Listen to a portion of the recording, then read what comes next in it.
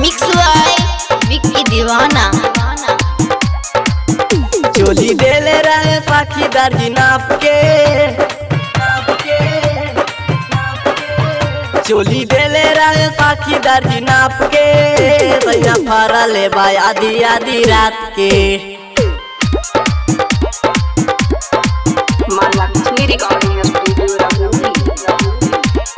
कहीं सखी अपना बतार के, चोली फरा ले बाय आधी आधी रात के।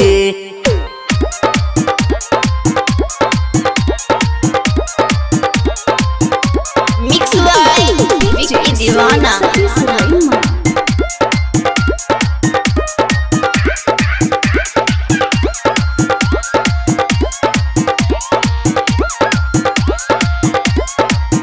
ऐसे निमन रहे सुमिता यार रे, खाली छू के चलावेला काम रे,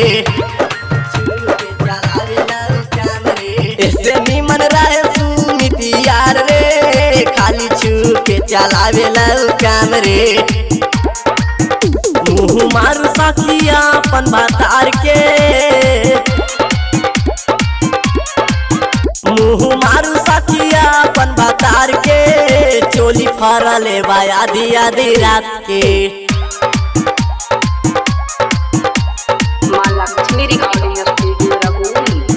लहंगा देले रहे साखी दर्जी नाप के, लहंगा देले रहे साखी दर्जी नाप के, सैया फरा ले बाय आधी आधी रात के। मिक्स बाय विक्की दीवाना। कहीं सखी अपना भतार के, लहंगा ला सड़ल बारात के।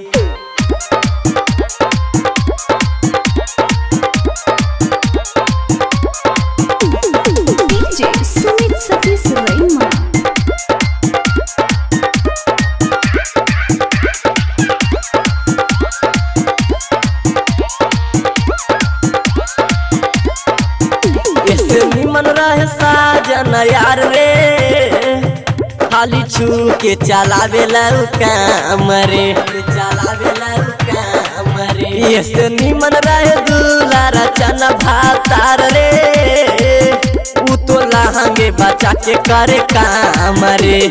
मारू सखी अपना बतार के, बतार के, मुँह मारू सखी अपना बतार के, चोली फरा ले बाय आधी आधी रात के।